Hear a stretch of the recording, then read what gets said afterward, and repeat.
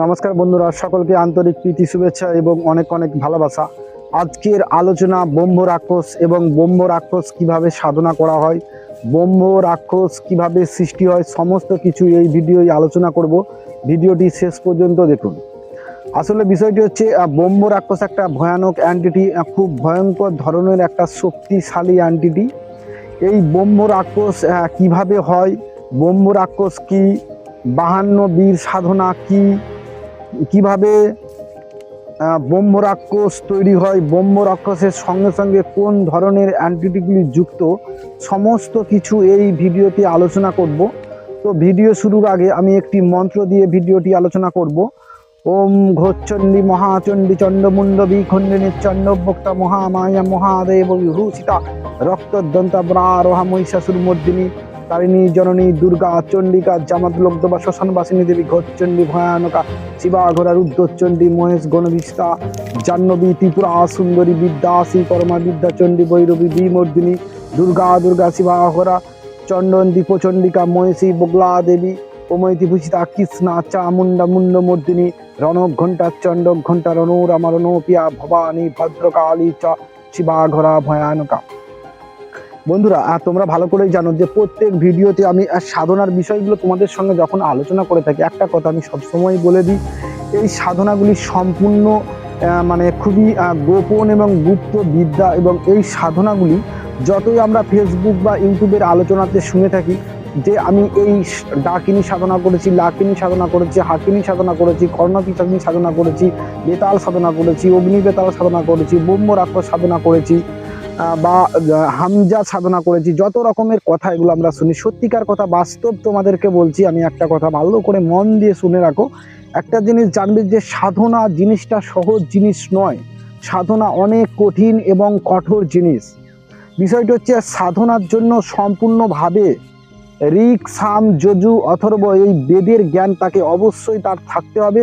আর সাধনার জন্য যেটা সর্বপ্রধান প্রয়োজন সেটা হচ্ছে সৎ বাক্য, সৎ কর্ম, সৎ দৃষ্টি, সৎ সমাধি, সৎ সংকল্প, সৎ চিন্তা ভাবনা, সৎ সমাধি।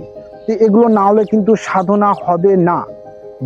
দু চার পাতা বই পড়ে যদি কেউ ভাবে যে আমি সাধনা করব, এটা কিন্তু সম্ভব নয়। তো বিষয়টা হচ্ছে যে ব্রহ্ম রাক্ষস কি, ব্রহ্ম রাক্ষস কিভাবে সৃষ্টি হলো, কেনই বা ব্রহ্ম রাক্ষস নাম হলো, এই ব্রহ্ম রাক্ষস অ্যান্টিটির শক্তি কতটা, সমস্ত কিছু এই ভিডিওতে আলোচনা করব। তোমরা ভিডিওটি শেষ পর্যন্ত দেখো।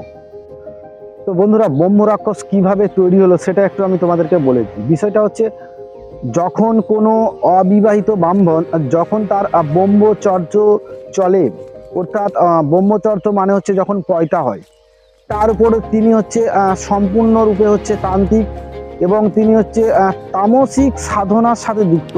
তামসিক যে সমস্ত সাধনাগুলি আছে সেগুলোর সাথে যুক্ত। এই রকম ব্রাহ্মণের যদি মৃত্যু হয়, দুর্ঘটনাজনিত মৃত্যু হয়ে থাকে, হঠাৎ মৃত্যু হয়ে থাকে, আত্মঘাতী মৃত্যু হয়ে থাকে, তো এই রকম ব্রাহ্মণ কিন্তু ব্রহ্ম রাক্ষসে পরিণত হয়। প্রথম কথা হচ্ছে তিনি একজন তান্ত্রিক, তামসিক সাধনার সাথে যুক্ত, বেদের জ্ঞান আছে, ঋক সাম যজু অথর্ব 4 বেদের জ্ঞান আছে। চতুর্থ কথা হলো তিনি সাধন ভজন করছেন এবং ব্রহ্মচর্য পালন করছেন, অবিবাহিত, এবং তার মৃত্যুটা যদি দুর্ঘটনা হয়, আত্মঘাতী হয়, তাহলে কিন্তু সেই মানুষটি, সেই ব্রাহ্মণ মানুষটি ব্রহ্ম রাক্ষসে পরিণত হয়। তোমাদেরকে বন্ধুরা আমি বলে দিই যে যত রকমের তোমরা ইউটিউবে ভিডিও দেখো, ব্রহ্ম রাক্ষস কিন্তু যদি সারা ভারতবর্ষের মধ্যে আমরা দেখি, মাত্র 40টি ব্রহ্ম রাক্ষস আছে। সারা ভারতবর্ষে মাত্র 40টি ব্রহ্ম রাক্ষস আছে। এরকম নয় যে ভূত প্রেত পিশাচের মতো অসংখ্য আছে, অসংখ্য কিন্তু নেই। ব্রহ্ম রাক্ষস বহু প্রাচীন কালে থেকে আছে। ব্রহ্ম রাক্ষস কিভাবে পরিণত হয় সেটা হচ্ছে যিনি তান্ত্রিক তিনি কিন্তু এই ব্রহ্ম রাক্ষসটির যে আঙুল থাকে সেই আঙুল কিন্তু তাবিজ করে তিনি কিন্তু ধারণ করে থাকে। এবং ব্রহ্ম রাক্ষসটির কথা বললাম এই জন্য যে যিনি ব্রহ্ম রাক্ষসে পরিণত হয়েছেন তেনাই যখন মারা গিয়েছিলেন, অনেক সময় প্রাচীনকালে এরকম ঘটনা ঘটেছে বা হয়েছে। কি বলতো, মানুষ মারা গেলে তাকে দাহ করার মতো পয়সা ছিল না, তাই মানুষকে কি করতো, শ্মশানের মধ্যে ফেলে চলে আসতো। এরকম অনেক ঘটনা আমরা সাক্ষ্য আছি, বইয়ে বিভিন্ন মানে কিতাব এগুলো আছে।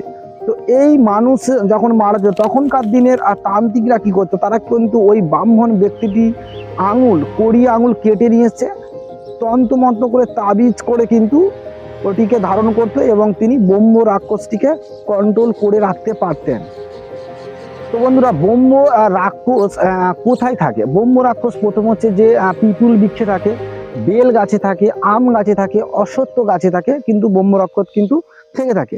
এবার বিষয় হচ্ছে যে ব্রহ্ম রাক্ষস এমন ধরনের একটা এন্টিটি, এমন শক্তিশালী এন্টিটি, এটাকে কিন্তু যে সে সাধনা করতে পারে না, আর যে সে কিন্তু এই এন্টিটাকে কন্ট্রোল করে রাখতেও পারে না, ঠিক আছে।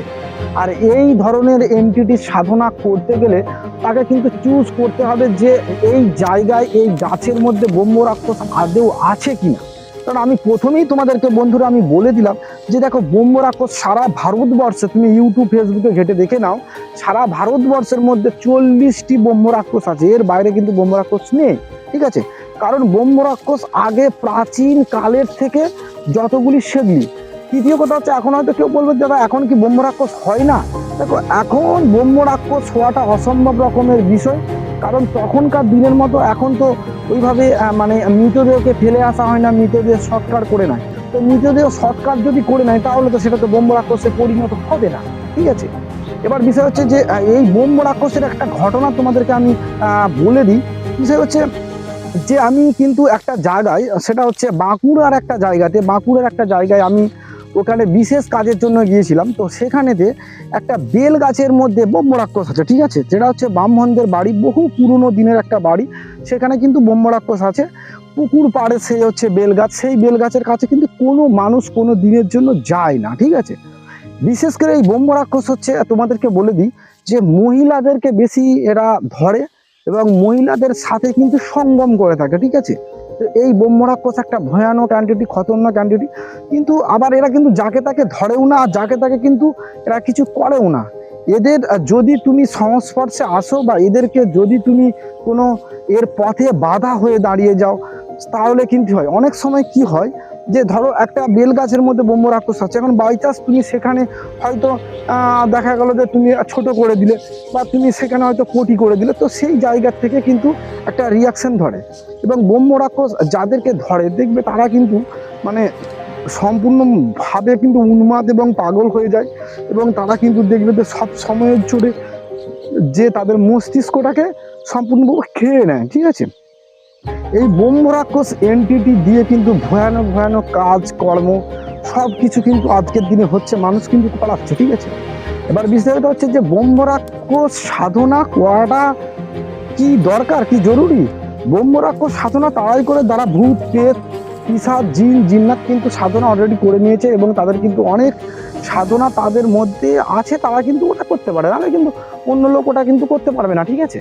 তো এই একটা বিষয়, আজকে আমি ভিডিওটা এই ব্রহ্ম রাক্ষস নিয়ে বেশি ডিটেলস তোমাদের সাথে আলোচনা করলাম না, কারণটা কি তোমাদেরকে বলে দিই আমি। বিষয়টা হচ্ছে যে ব্রহ্ম রাক্ষস নিয়ে যদি দেখো বন্ধুরা মানে আলোচনা করি, অনেক লং ভিডিও হবে, কারণ 1 ঘন্টা 2 ঘন্টা লং ভিডিও হবে। ব্রহ্ম রাক্ষস জিনিসটা মানে সহজ জিনিস নয়, যতটা আমি তোমাদেরকে সহজভাবে বলছি, সহজভাবে বর্ণনা করছি ততটা নয়। দেখো, ব্রহ্ম রাক্ষস কোথায় আছে তার কয়েকটা লক্ষণ আমি তোমাদেরকে বলে দিতে পারি অবশ্যই। দেখবে বিশেষ করে যে হয়তো দেখছো যে কোনো একটা বেল গাছ আছে, ঠিক আছে, তো বেল গাছটা দেখবে যে বেল গাছের নিচে অনেকগুলো ফুলের গাছ, মানে অটোমেটিকলি প্রাকৃতিকভাবে সেখানে কিন্তু ফুলের গাছ থাকবে। ব্রহ্ম রাক্ষস থাকা মানে ফুলের গাছ থাকবে। তারপরে দেখবে যে সন্ধ্যার সময়, রাত্রিকালের সময় হঠাৎ করে সেখানে দেখবে ধূপ দ্বীপ ধুনোর গন্ধ হবে, সুমিষ্ট গন্ধ বাতাসের মধ্যে ভেসে বেড়াবে। তখন তোমরা বুঝতে পারবে যে এখানে কিন্তু ব্রহ্ম রাক্ষস আছে। বিশেষ করে দেখবে যে যেখানে ব্রহ্ম রাক্ষস থাকবে সেই স্থানটি অত্যন্ত পরিষ্কার পরিচ্ছন্ন থাকে। আর একটা বিষয় হচ্ছে, ব্রহ্ম রাক্ষস কিন্তু এমন ধরনের জিনিস, এমন ধরনের এন্টিটি, সে যেখানে থাকবে সেখানে কিন্তু কাউকে থাকবে না। সম্ভবত পোড়ো বাড়ি এবং নির্জন জায়গা, যেখানে মানুষ একদম খুব কম যায়, সেই রকম জায়গাতে কিন্তু ব্রহ্ম রাক্ষস থাকে। তো বন্ধুরা, আজকে এই ব্রহ্ম রাক্ষসের ভিডিওটা এই পর্যন্ত। তো ভিডিওটা আমি শেষ করব একটি সুরক্ষা খেলা মন্ত্রের মাধ্যমে, কিন্তু আমি ভিডিওটা শেষ করব। তো সুরক্ষা খেলা মন্ত্রটা তোমাদেরকে বলে দিচ্ছি।